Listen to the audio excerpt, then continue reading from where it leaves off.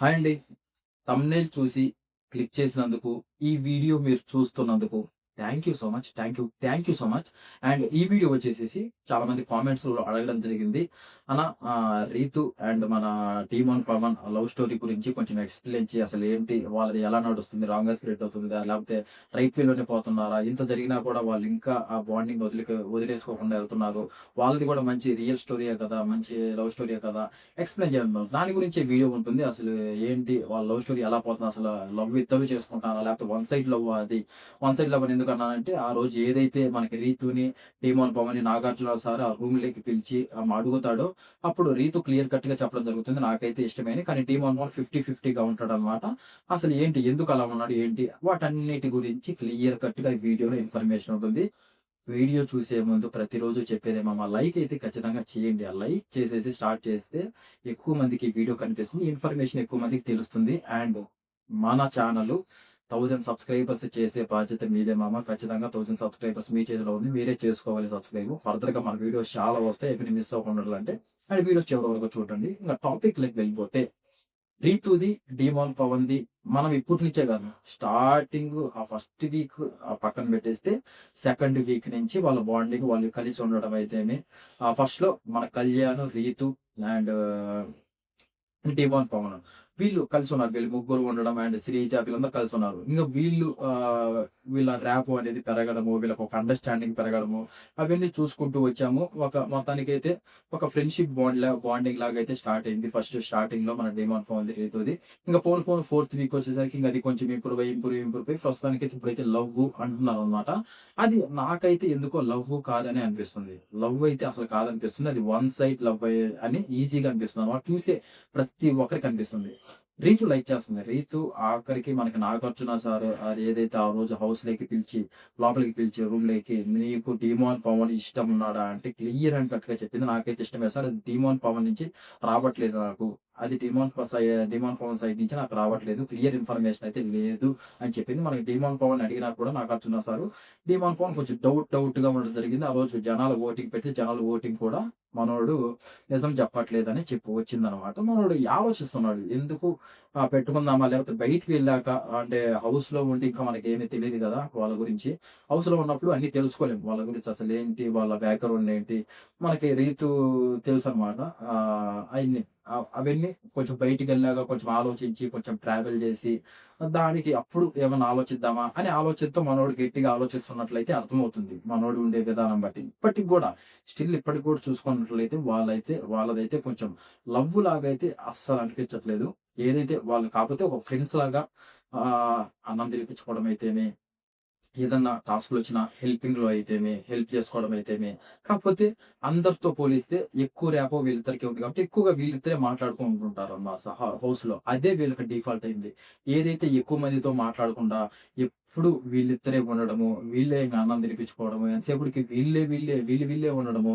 ఇయన్నీ డీమోన్ పవన్ టాస్క్‌లొచ్చినప్పుడు ఆడుతున్నాడు, అయన్నీ చేస్తున్నాడు. ఓన్లీ ఆడడమే కాదు కదా! బిగ్ బాస్‌లో ఓన్లీ ఫిజికల్ గేమ్స్ ఆడటమే కాదనమాట. బిగ్ బాస్ అనేది అన్ని ప్రతి ఒక్కటి ఎంటర్‌టైన్‌మెంట్ ఉంటుంది. అందరితో ఉన్నప్పుడు ఎలా మాట్లాడుతున్నాం, ఏంటి ఒక ప్రాబ్లమ్ వచ్చినప్పుడు అసలు ఎలా సాల్వ్ చేస్తున్నాం ఆ ప్రాబ్లమ్‌ని. మేబీ కిచెన్ డ్యూటీ అవ్వచ్చు, అది బాత్రూమ్ ఇష్యూ అవ్వచ్చు, లేకపోతే ఏమన్నా క్లీన్ చేసే ఇష్యూ అవ్వచ్చు. ఏ ఇష్యూ అయినా సరే దాంట్లో మనం వెళ్లి అసలు ఎలా మాట్లాడుతున్నాం, మనం మాట్లాడే విధానం ఎలా ఉంది, ఏంటి ఎలా డీల్ చేస్తున్నాం, ఒక కామెడీ ఏమన్నా అప్పుడప్పుడు కామెడీ జనరేట్ చేయడము, ఇప్పుడు ఎవరన్నా బాధపడుతుంటే వాళ్ళ దగ్గరికి పోయి చెప్పడం, ఇయన్నీ వస్తాయి. ప్రతి ఒక్కటి కాలిక్యులేట్ చేసుకొనే మనకు ఓటింగ్ ఆధారపడి ఉంటుంది.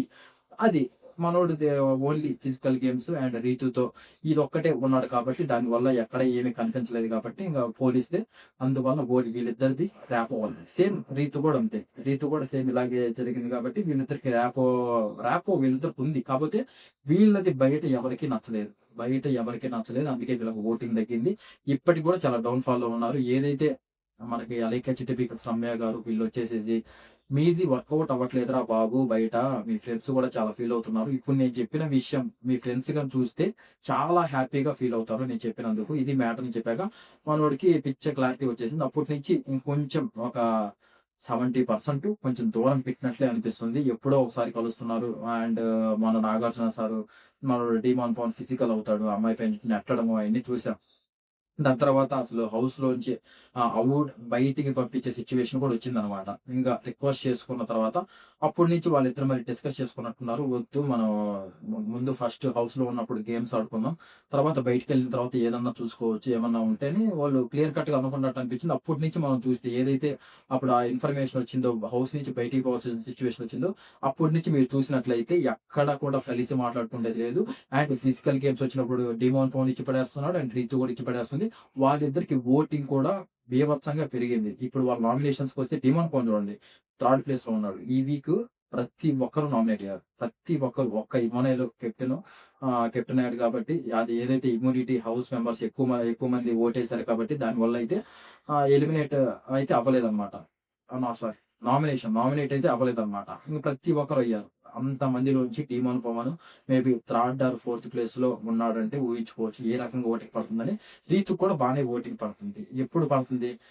నాకు తెలిసి Nagarjuna sir clear cut Bigg Boss team plan చేసి చెప్పినట్లున్నారనమాట ఇది. ఇలా అయినా నిన్ను హౌస్‌లోంచి బయటికి పంపిస్తాము.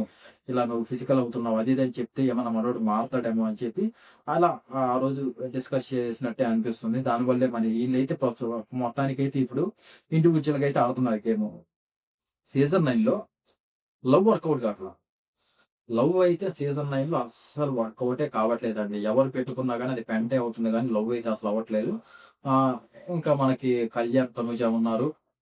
వాళ్ళది లవ్ ఏంట్రా అంటావా?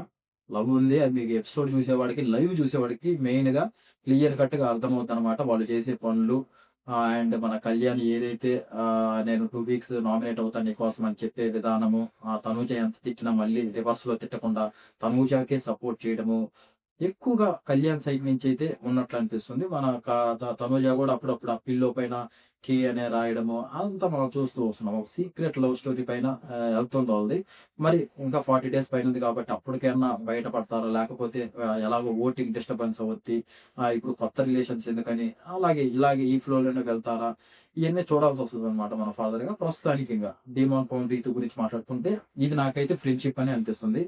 ఎందుకంటే వన్ సైడ్ లవ్ ఉంది. ఇంగ ఫ్రెండ్‌షిప్ కాకుండా వన్ సైడ్ లవ్ అని చెప్పుకోవచ్చు. వన్ సైడ్ నుంచి అయితే ఉన్నట్టు అనిపిస్తుంది. మన రీతు అయితే క్లియర్ కట్‌గా ఉందని చెప్పొచ్చు ఈ రిలేషన్‌షిప్‌లో. కానీ డీమాన్ పవనే కొంచెం ఏదైతే మనకి బయట నుంచి వైల్డ్ కార్డ్స్ వచ్చిన లేక చెటిపికల్స్ రమ్య గారైతేమి వీళ్ళు చెప్పిందో అప్పటి నుంచి కొంచెం ఎక్కువ ఆలోచన చేస్తున్నాడు. ఎందుకు ఏంటి అని. బయటికెళ్ళాక ఏమన్నా కొంచెం ఎక్కువ ట్రావెల్ చేసేసి ఆ తర్వాత ఏమన్నా మనం చూసుకుందాం. ఇప్పుడే హౌస్‌లో ఉంటే మనకన్నీ తెలీదు. ముందుగానే ఎందుకు మనం ఫిక్స్ అవ్వడం.